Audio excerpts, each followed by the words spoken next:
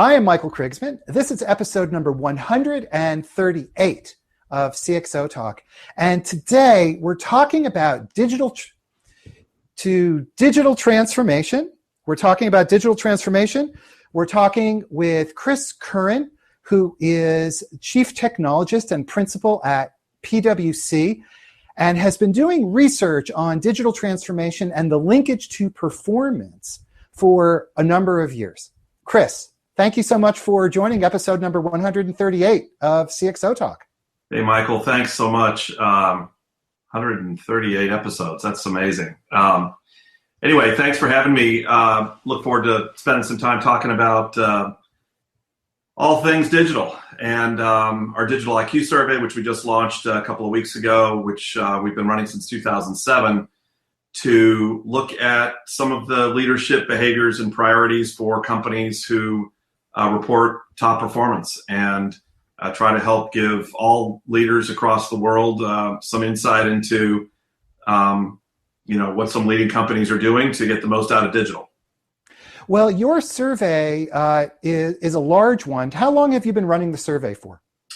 So I think this is our 7th year, and this year is our largest survey. We've got 2,000 business and IT leaders who participate across 50 countries and I believe about 25 industry sectors.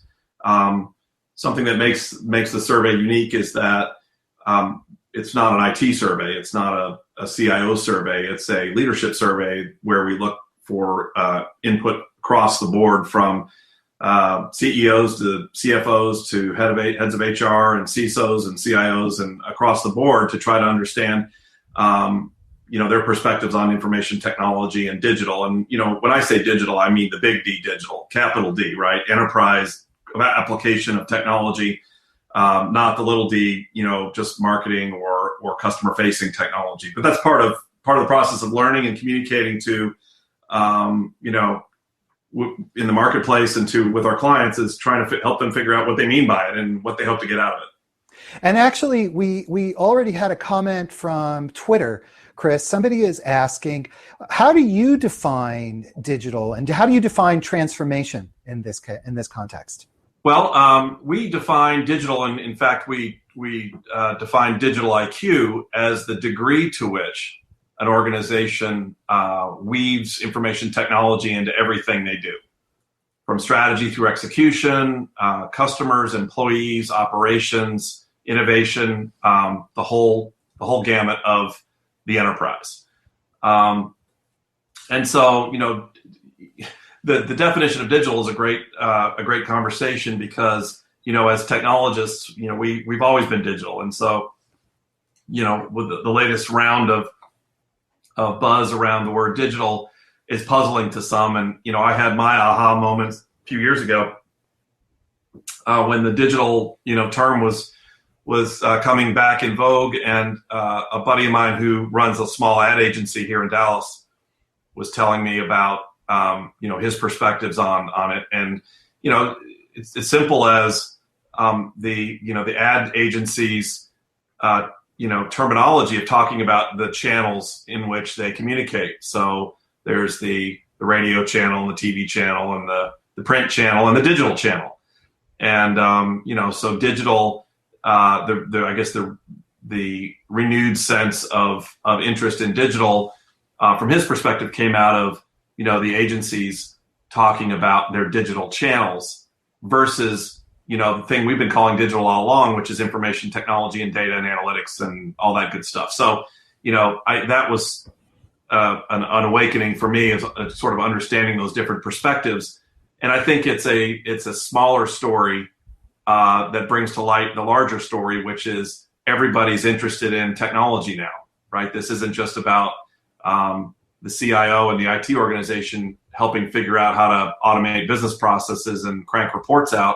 It's now, in everybody's interest to figure out how to improve their customer relationships, improve their products, because they're seeing how it's happening in their own personal lives, the whole consumerization of technology world. So that's why there's a lot of energy behind it, I think. And not only that, there's so many more sources of interesting information technology and emerging technology out there now than there were before, and the level of innovation and creativity has gone so far, up that it's creating ideas and interest in all of our leaders across the C-suite. Okay, so digital is not just about marketing, it's not just about IT, but it's a broader organizational mandate. And your study, the Digital IQ study, examines the link between digital transformation and corporate enterprise performance. Right. So let's explore that, because I think that's the missing piece. For many of these conversations around digital, that performance piece is missing. So to begin with, how do you define performance? What are the kinds of performance metrics that you look at? Right. So each of the participants in our survey tell us their growth rates in revenue and margin. And we use that to segment the participant group into top performers and others. The top performer segment is roughly 20% of the sample. And we correlate that group to their answers in the survey. And, our survey spans strategy and innovation, operations, operating model, skill sets, project performance, measurements and metrics, a lot of leadership priority and management practices kind of questions versus the quantitative, how much do you spend on X, Y, and Z kind of questions. And so this year we did something a little bit different. We decided we were going to build a score, a digital IQ score, and see what we could learn from that. And so we formed what we thought was a set of behaviors and attributes that we thought would correlate to high-performing companies, and there were 26 of them. And in our survey, we asked for a level of agreement with statements around those 26 attributes. And what we found after we analyzed the data and correlated it with the margin and revenue growth data, that there were 10 of them that were very correlated to performance. And those are highlighted in our study this year, which you can find at pwc.com/digitaliq.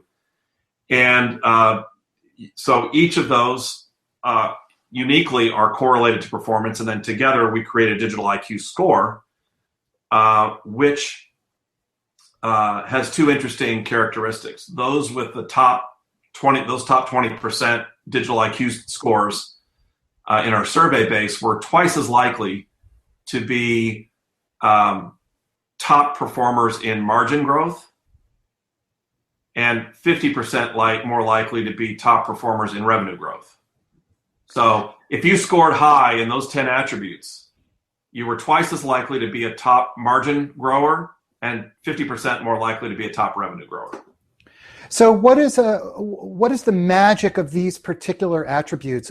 And also, I think you should tell us what those, I know you went through briefly, but just give us a listing of those attributes. And I also just tweeted the URL, pwc.com/digitaliq, if you want to actually see the survey results while we're talking. Right. So there's 10, and these are rated by level of agreement with the statements. So the statements are: the CEO is an active champion for digital. Digital leaders are involved in business strategy formulation. Digital strategies are business aligned and shared across the C-suite. Business and digital strategies are well communicated across the organization. We look outside the company for new ideas. Digital investments are made for competitive advantage. We effectively use all of our data to drive value. We proactively plan for cyber and privacy risks. We have a single multi-year roadmap for our digital strategy, and we consistently measure digital investments.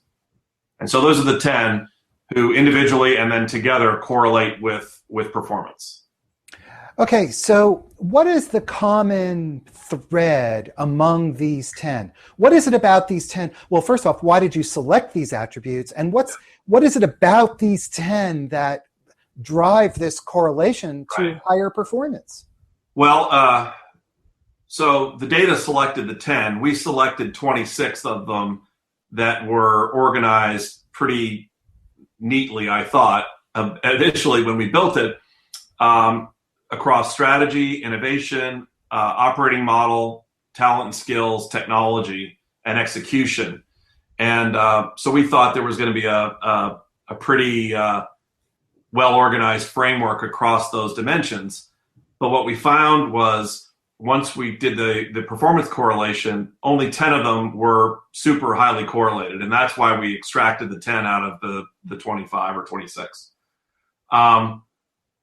So what's a common thread through these? I don't know if there's a single common thread, but one of the things that it strikes me when I think about these and when I talk about them is how important communication is. And that's another one of those sort of holy grail things, I think.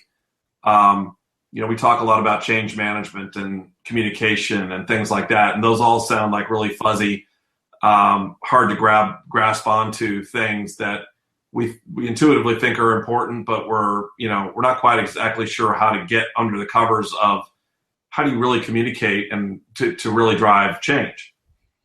And so, I was at the Gartner Symposium this week and had the chance to see Jeff Immelt, who's the CEO of GE, in a fireside chat kind of interview, and talking about a CEO who's a champion for digital.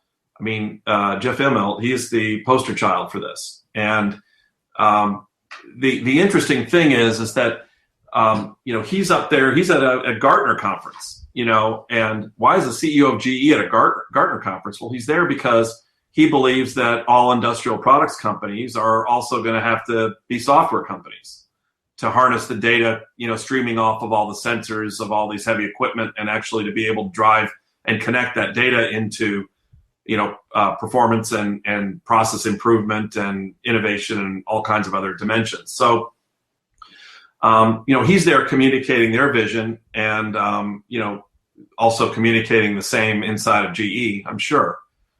And having that level of leadership is so important because, for example, he talked about divesting businesses to refocus on, becoming digital. And only the CEO can drive that kind of change, right? The divestitures and reinvestments. And they just recently created a digital business unit there that isn't just an overlay business unit. It's a real business, and it's going to grab all different parts of GE and put them in this digital business. And so, I think leadership and communication is a big thread that goes through this. Another interesting thing around communication is when we first got these 10 attributes and saw that they were the ones that were most strongly correlated, we had a client who was running a leadership workshop and wanted to know if they could use some portion of this digital IQ study to help generate some conversation. And so we said, sure. And it just so happened I had hot off the spreadsheets the 10 attributes. So I said, let's go score these 10 attributes for what turned out to be 125 leaders across their organization to see if it would really resonate with them. And I was a little worried because, they're a pretty savvy, digital savvy organization. So I was a little worried that it would be kind of like they'd be off the charts and it wouldn't be very interesting.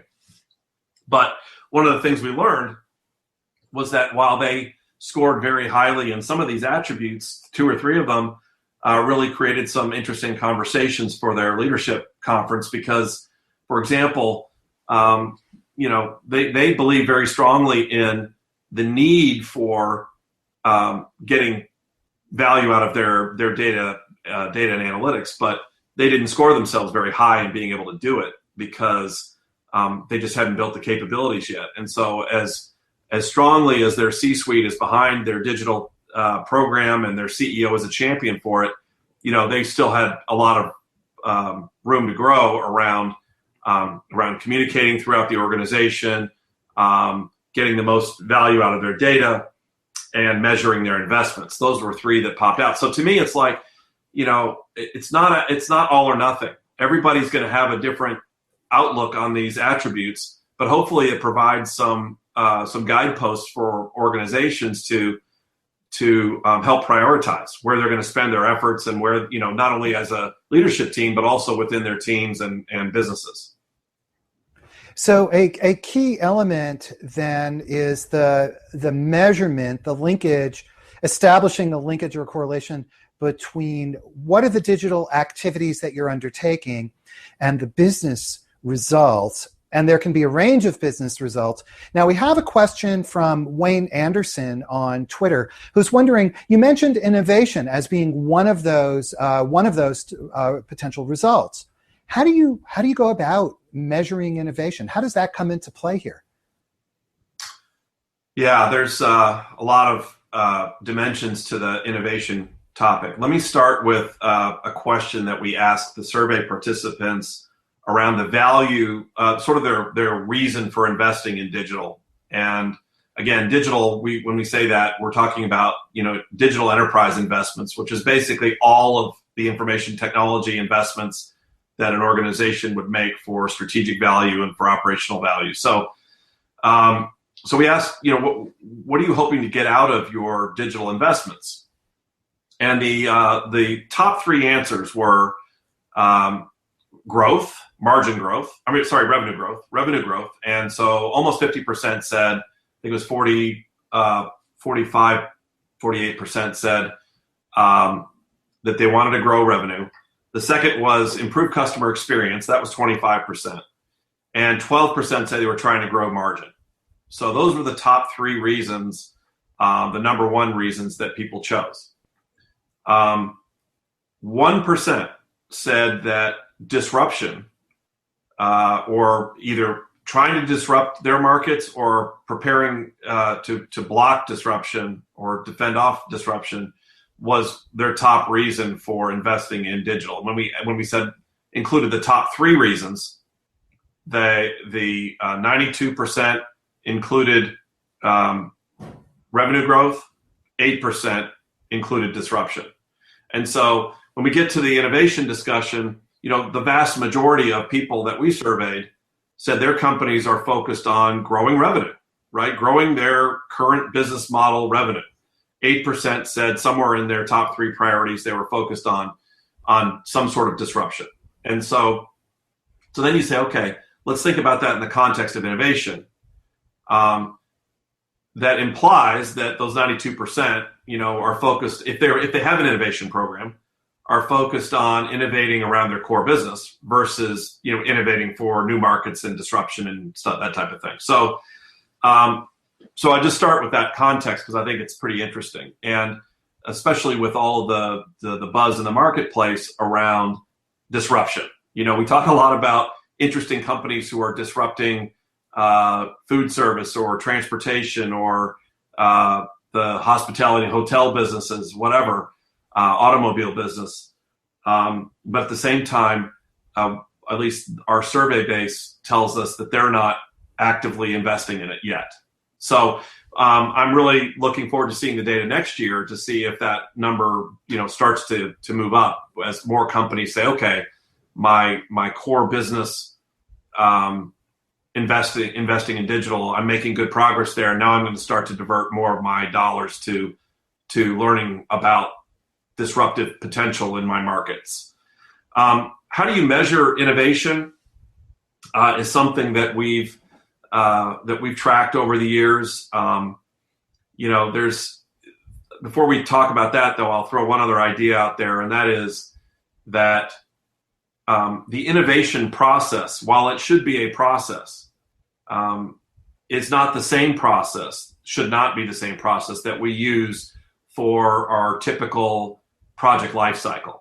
So the stuff that we want to go out and get a return on investment around, because we're putting a new CRM system in that we expect to improve process throughput or increase customer lifetime value or whatever, those all have distinct ROI kind of business cases behind them that we've estimated and calculated, and hopefully we try to track afterwards to see how well we did. But the innovation process,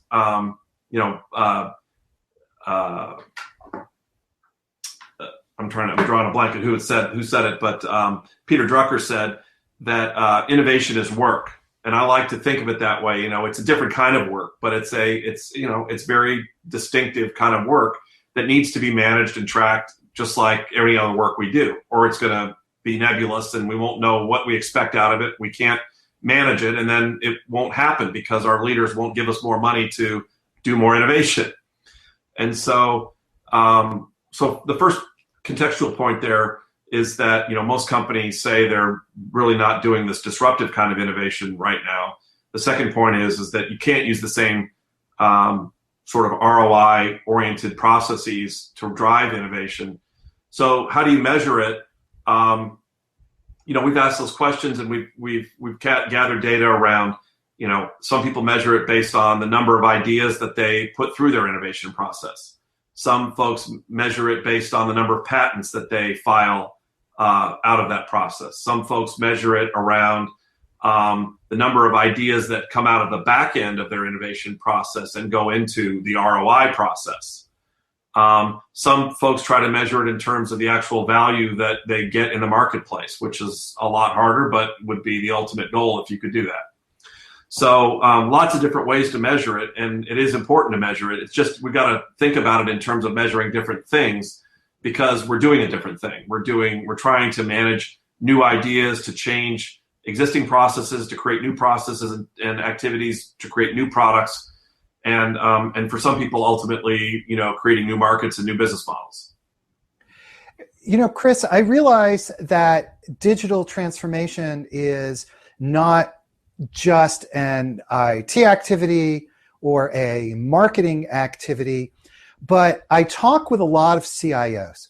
And one of the big questions that CIOs have today is what are the appropriate metrics that they and IT should be looking at?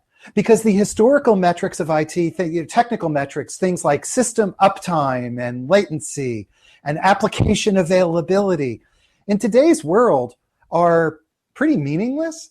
Now, they're important, right? The system has to work and it has to be there. But if a CIO wants to be delivering higher value, what kind of measurements, metrics, KPIs should they be looking at? Yeah, I think maybe working backwards from, the mission and objectives of the organization and its functions is one place to start. One of the things that organizations depend on the IT function to do is to help them run their technology projects. And something that's always fascinated me is the project management discipline in organizations, regardless of is it an IT project or not, just the fundamentals around managing, planning, organizing, measuring, staffing, evaluating projects tends to be in the IT function. So, one of the things that I think is important is how good are you at executing projects? And one of the questions that we ask in our survey is, for success rates around projects. I remember, I don't know if they still do it, but the Standish Group used to do a study around project success rates, which I always looked at and was very interested in over the years. I don't know if they still do it, but we ask a similar set of questions just so we have it for our survey participants for the percentage of projects that are successfully delivered on time, on budget, and then within scope, within the originally planned scope, which I think is a little additional flair that I put in there because it's easy to cut scope and to cut budget to affect the others. But, are you delivering what you set out to deliver is the third leg of that stool. So, the data is, I don't recall the specific data from this year because we didn't include it in our printed report, but we'll include it in some subsequent reports that come out of Digital IQ this year. I believe it was about 2/3 of the companies said that they were on time, on budget, within scope, within planned scope. And I think whatever the delivery metrics are around executing projects, I think that would be one set of them that I think every IT organization should be focused on. And then the question is, how do you attach some metrics to the broader digital enterprise, right? And so how much how important is it to the IT organization to drive, customer appreciation and satisfaction with digital products? Should the IT organization have some kind of metrics around usability? That type of thing. I think maybe when you can start figuring out how to measure the interactions between the software and technology that an organization delivers and their customers and their satisfaction in using it, those would be some interesting things, because that's what we're trying to do, is we're trying to improve customer experience with one of the things we are, according to our survey participants. So how do you measure customer experience in the context of what IT can influence? So that would be another category of things that I would explore. Yeah, that's a particularly interesting one. When you were talking earlier about project management metrics, it brings to mind several CIOs that we have had on CXOTalk, including Kim Stevenson, who is the CIO of Intel, and Brian Lilly, who is the CIO of Equinix, a large data center provider, have spoken about operational excellence and the need to deliver projects on time, on budget, according, get the results that you're looking for from your projects to as a baseline for IT to establish credibility. But you ask the rhetorical question: to what extent should IT have metrics that relate to business outcomes like usability, like customer service, customer experience? And so let me put the question to you. In your opinion, how closely should IT be linked to those kinds of business-oriented metrics? Yeah, a good question. One of the questions we ask in our digital IQ survey is, what is the role of the CIO and IT in the context of this big digital question? Yes, tell us, please. Right. So the first option was everything, market-facing and internal regarding digital. The second option was internal IT functions plus technology innovation. And the third option was just IT, internal IT. And so 41% said that IT leads all digital enterprise investments. That's for currently. And while 31% said their IT was leading all internal IT efforts, including innovation, 28% leading internal IT only. So that's today, 41, 31, 28. And then we said, well, what does this look like in 3 years?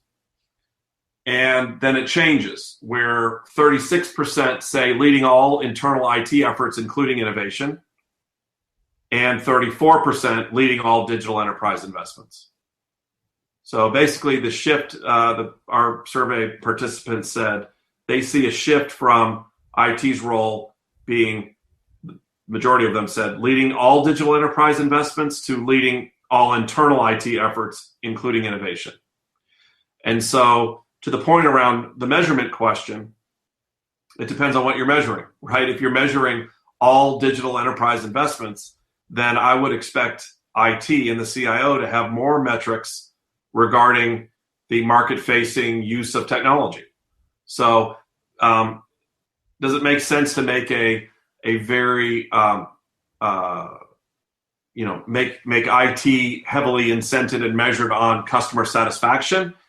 Maybe not, but maybe it would make sense to create some more tangible measures, like do some surveys on customer engagement around the technology solutions, the apps and the websites and things like that.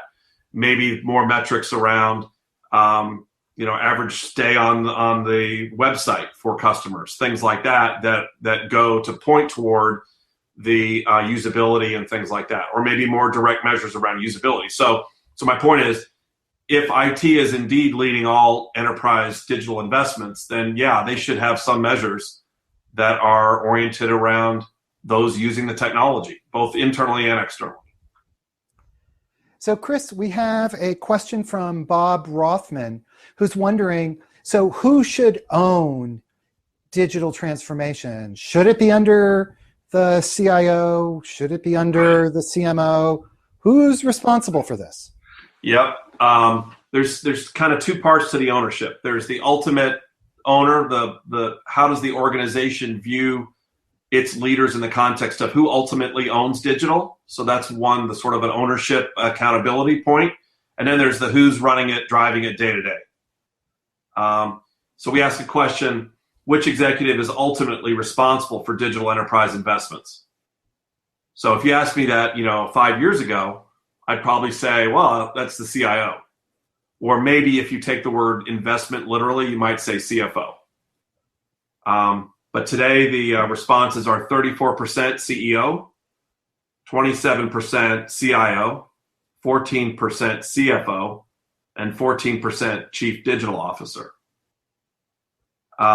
So in terms of the ultimate ownership, a third of the company said CEO is the ultimate owner of the digital enterprise investments, which I think is pretty awesome. At least it's not, so 34% of the sample out there are the Jeff Immelts of the world, and I think that's where it should be, the ultimate ownership of this stuff, because this is about creating a digital enterprise. I think, the other thing that's interesting is the chief digital officer, popping up 14%. So that's, a couple hundred of our survey participants said the chief digital officer was the ultimate owner of the investment.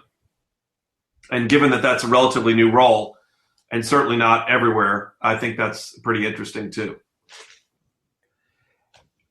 So these are business projects, and they need to be driven, or rightfully should be driven, by the business owner, so to speak.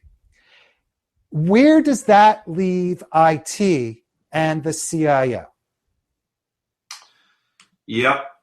So one of the questions is, I should throw out some more data. So we ask a question. We've been doing this question for several years now too. What percentage of the enterprise technology spend is outside of the CIO's budget? And 3 years ago, it was about 35%. Last year, 50%. This year, 68%. And I mentioned I was at the Gartner Symposium where they said their number was about 50% this year. They asked a similar question. And so whether it's 68% or 50%, it's a lot. And, IT doesn't control the budget anymore. It has some of it. So the question is, if we're not in a world of control anymore, we're in a world of influence, what do we do?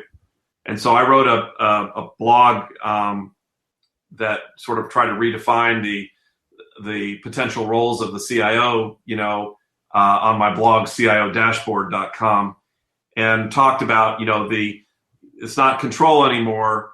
It's about collaboration and communication and consultative, relationships. It's not about information as much as it is about integration. It's not about, organizational control. It's about outside in thinking. It's about bringing in the outside and being, the best prepared to bring the best ideas about what's going on in the marketplace to the organization. And so, a couple of things that I think are part of this. One is if you think about where the innovation is coming from that everybody's, so fired up about, it's not coming from big organizations. And the big organizations may be the ones that end up, acquiring these big ideas, but they're coming from the startup world, from incubators, from the universities, from open source, from the makers, those environments. And those environments and those places and those people are not places and people that enterprise IT or enterprise in general has expertise in. They don't integrate with them. They don't know them. They don't, love them, and they aren't them. And so a big place I think IT can define itself moving forward in this much more rapid, innovative technology world is embedding themselves in these places, these innovation places.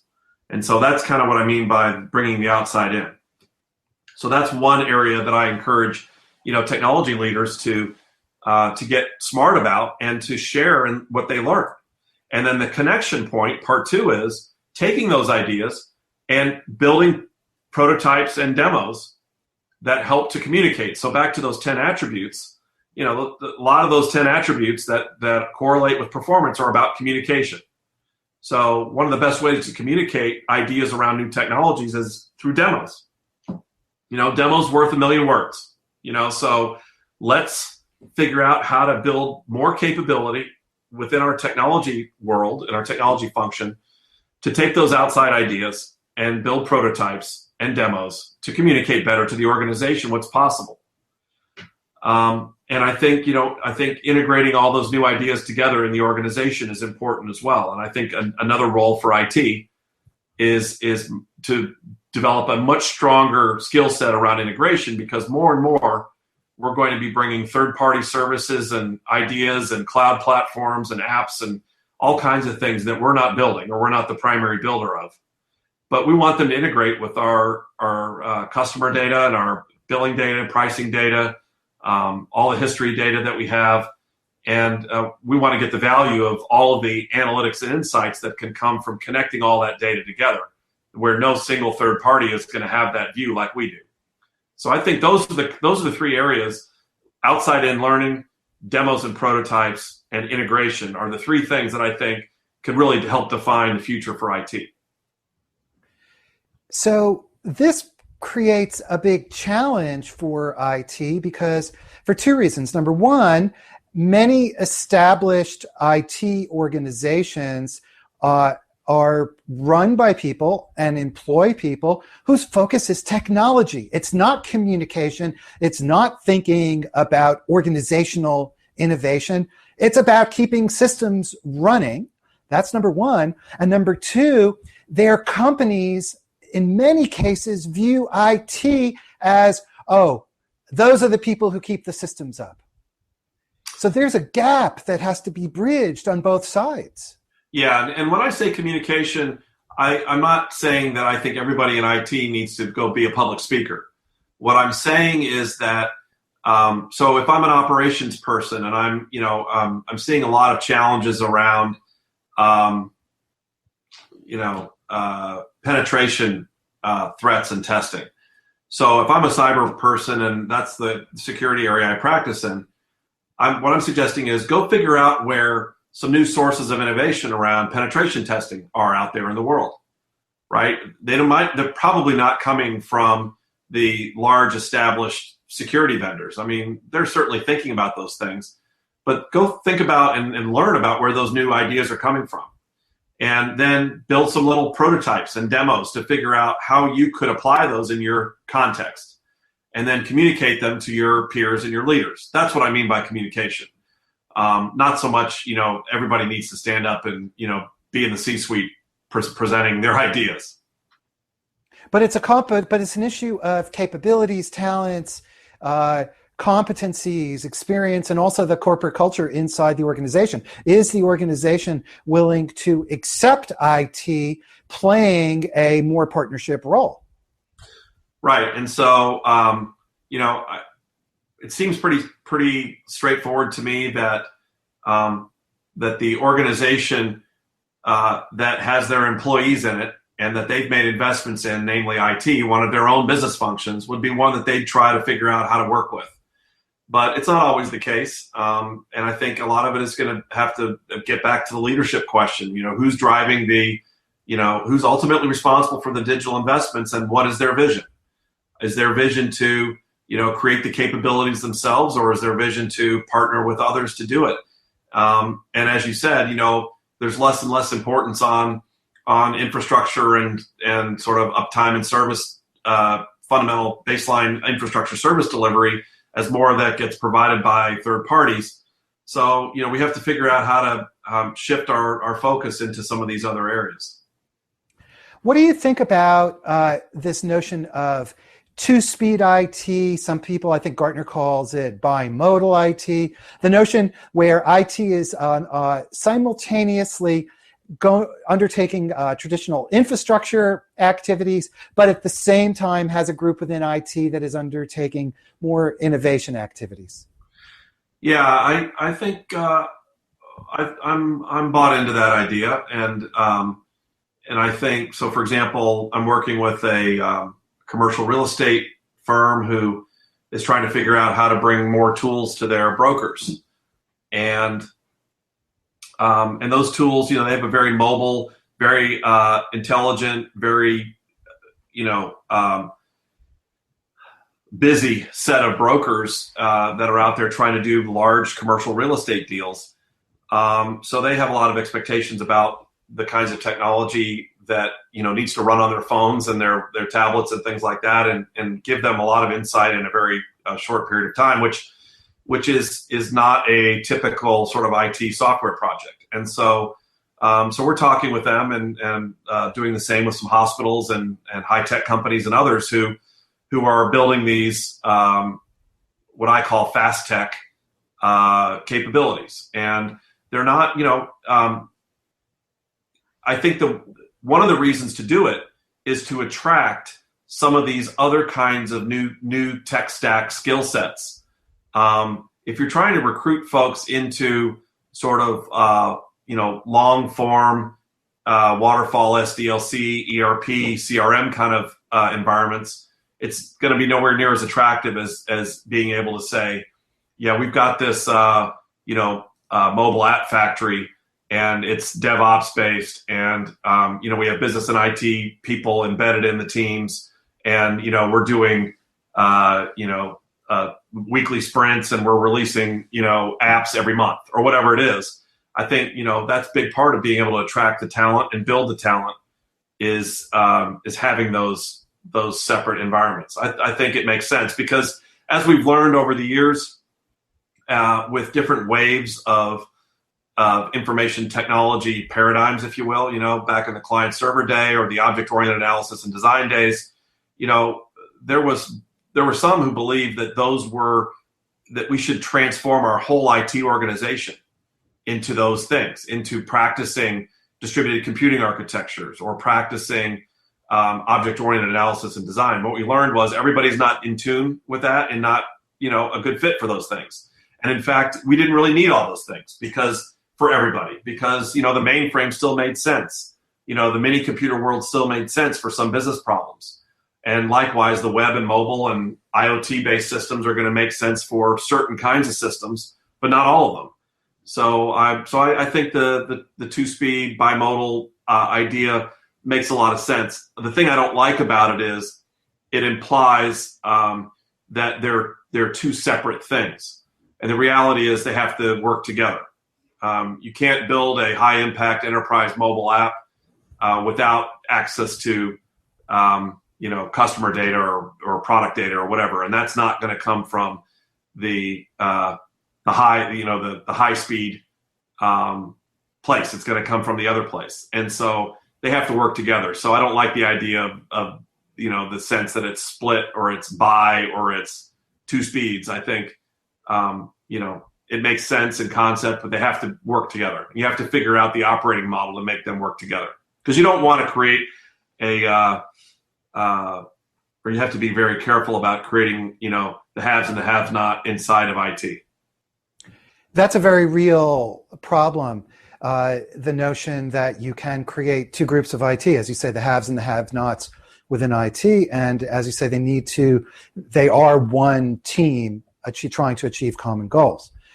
Now, Chris, we're just about out of time, but before we go, based on your experience and based on your research and your data, what advice do you have to organizations who want to undertake digital and who obviously, of course, want to do it successfully? What have you learned and what can you share? I guess maybe one thing that pops to mind, which I remember back to an insurance client of mine who was undertaking a large transformation, remaking their agent interfaces, their customer interfaces, all of their back office systems regarding and related to their claims processing, bills, policy proposals, and so on, the whole shooting match. I think back to one of the more impactful meetings that I attended with the CEO and the leadership team there, where we showed them a demo, a concept demo for what part of this future could look like. And the CEO was blown away because it gave him a chance to finally sort of visualize what all these ideas and conversations and PowerPoint decks and, meetings all meant. And so, I guess what I would say is my one bit of advice to bring a lot of these points together is build a vision that is articulated in tangible stuff. Build a vision that you can start to communicate using demos and prototypes and videos. We have some interesting videos on our digital services website at digital.pwc.com that are some examples of these art of the possible videos that help to set a vision for what's possible in the context of employees and customers and what people do day in and day out. And it really helps to bring to life what the digital future could look like through a transformation. So what I would say is use some of these techniques, especially, eat your own cooking. If you're talking about a digital transformation, use some of the digital assets like demos and prototypes and videos and things that can help bring life to the ideas. And they're very impactful and really can help to communicate in ways that, you might not have been able to communicate before. So create context. Yep. Digital context. Create digital context. Okay. Yep. Well, unfortunately, we are just about out of time, and this has been a very fast 45 minutes. So thank you, Chris Curran. We have been talking with Chris Curran, who is Principal and Chief Technologist for PwC, and who for years now has been running the Digital IQ research and this has been episode number 138 of CXOTalk. Chris, thank you so much for taking the time today. Thanks for having me, Michael. And I hope we'll do it again sometime soon, Chris. Everybody, I'm Michael Krigsman. Thank you for joining, and please come again next time, and we'll see you next week. We'll be talking with Lee Congdon, who is the CIO of Red Hat, next week. Bye-bye, everybody.